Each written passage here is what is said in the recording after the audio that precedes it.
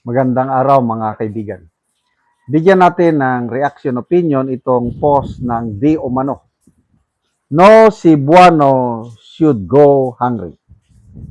Cebu marked a milestone in its fight against hunger as President Marcos Jr. and Cebu Governor Pam Baricuatro led the inauguration of the first Walang Gutom Kitchen in Central Visayas Monday.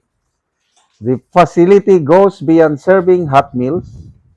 Designed as a community food hub, it will provide free breakfast and lunch, temporary assistance, healthcare referrals, literacy support, and other social services for individuals and families experiencing food insecurity.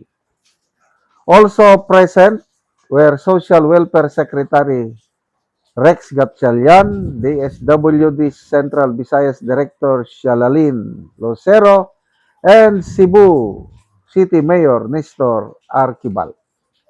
The Walang Gutom Kitchen is part of the national government's anti-hunger initiative led by DSWD aiming to establish community-based support, community-based food hubs across the country. Yan. So may litrato yan, no? Nandiyan ang Pangulo, nakasuot ng pula na anong tawag mo na yan? Apron ba ang tawag? May BBM. Ano itong nakasulat? Walang gutom na kitchen. Wow. Katabi niya si Governor Pam Baricuatro. Okay. Binasa ko ang mga comments. Nako, ang daming negative comments para kay Governor Pam Baricuatro.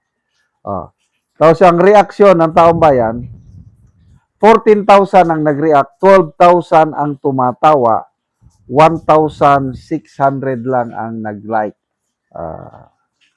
Percentage, nasa na ilang percent? 85% ang hindi naniniwala, tinatawanan ang programa ito.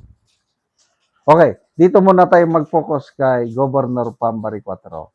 Last term mo na yan, Pam, sabi ng mga comments. Pam, naging balimbing 4. Galit sila kay Governor Pam. To me, hindi naman kasalanan ito ni Governor Pam Baricuatro dahil national program ito. Being a governor, tungkulin naman niya pag nandyan ang presidente, kahit pa magkaiba sila ng partido kasi PDP laban si Governor Pam Bam, di ba? In-endorse siya ni Tatay Digong. But ngayon, dahil tapos naman ang eleksyon, tungkulin ni Governor Pam na pag nandyan ang presidente, dapat nandyan din siya. Protocol yan eh. Huwag naman kayong magalit kay Governor Pam Baricuatro.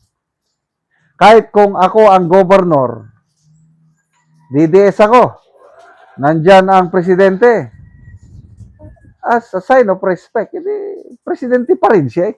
Kahit binabatikos natin, hindi magandang ginagawa niya, at least presidente pa rin. Kaya sa mga nambabas kay Governor Baricuatro, wag naman sana, intindihin natin siya. Ama Diso, sabi niya, atik-atik ba? Billion project ba ito? I don't know how many, kung ano ang funding nito. Talagay ko, ang funding nito is galing pa rin sa taxpayers. Kung may nagdo-donate man, konti lang. Tapos, dadalawa pa lang sa buong bansa. Maganda sana ito eh, kung every municipality, mayroong walang gutom kitchen. Nako, sasaludo ako, papalakpak ako sa Marcos Jr. administration. But sa buong bansa, dadalawa lang. Ang una is sa Pasay City. Maalala ko yan, December of 2024, inopen nila ang walang gutom kitchen sa Pasay City. Biglang na-stop. Ngayon na naman. Bakit? Ito, opinion ko lang, observation ko lang. Di ba bagong labas yung survey ng SWS, negative 13 siya. Naunang lumabas, Pulse Asia, negative 15. Oh, bagong labas ang SWS, negative pa rin. Ito na, okay, I might be wrong, opinion ko lang ito. Paraan nila ito, they're trying hard para makuha ang suporta ng taong bayan. But to me, this will not work. Kasi lumalabas lang namin. Tingin ko, pakitang tao lang ito. Gawin ninyong every municipality, I tell you, mamahalin kayo ng taong bayan. Tapos lahat ng lalapit na gutom, ay talagang asikasuhin. Baka mamaya, pipiliin na naman. Parang 20 pesos bigas din. Hindi naman lahat pwede.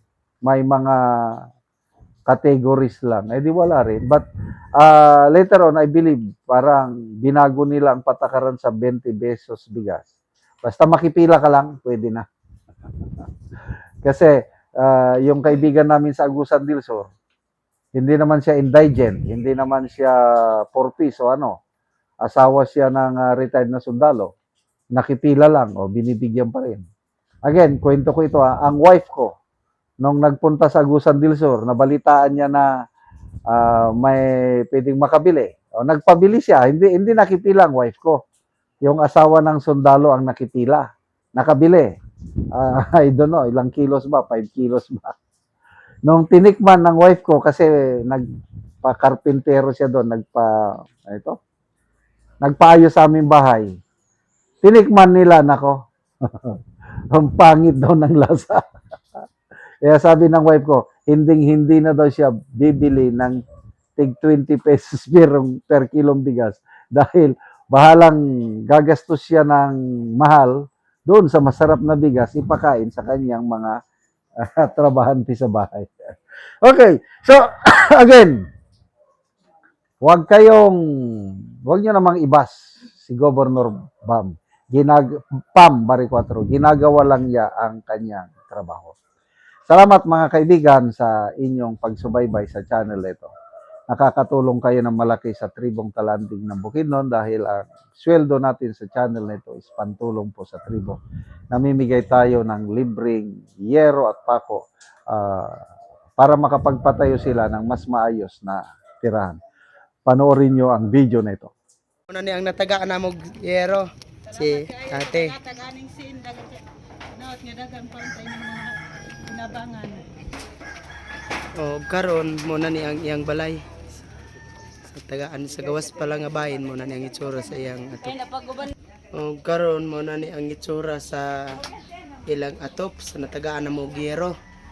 So makita gid nato nga dagko na gid kayo buslot ang ilang atop. So kinahanglan na gyud sila og pero nga ilang ipuli ani. So makita gid nato nga lisod gyud kaayo ang ilang pagpuyo. O mao na pod ni ang ilang kahimtang sa ilang salog. Tungod sa sigig kaulanan ang ilang salog, so kuan na gyud kanang malata na. Muna ni ang ilang kahimtang, ilang abuhan, kusina nila, ulan na pod. So muna ni ang tubig nga nasalod sa ulan. Mga karaan na gid kayo nga yero. Karon ate, pila na ni katuig ang inyong balay, ang inyong atop nga yero nga inani na gyud ang hitsura dako na kaayo og mga buslot. 10 years na ni. So 10 years. Ngano man sa kadugayon wala gyud mo na kapalit og yero para lang nga makaatop mo. Tungod kay ang among kita igora mang bigkuan igora among kadadlaw nga panginahanglan sa among pagkaon. So taman ra gyud mo sa pagkaon. So dili na wala gyud mo na kuan wala budget. wala gyud mo naka-budget para lang nga makaatop mo. So unsa day ang trabaho sa imong bana? Kuan ra farmer. Mag-uuma lang. Mag-uuma. Oo, so lisod gyud. So Sura. mm, Dagang salamat sa Ginoo ug sa nagtabang ani nga sa sin karon makaayo na maayo na gid among abuan. So dili Dili na. gid mi matuluan. Oo. So salamat. Salamat. Mm.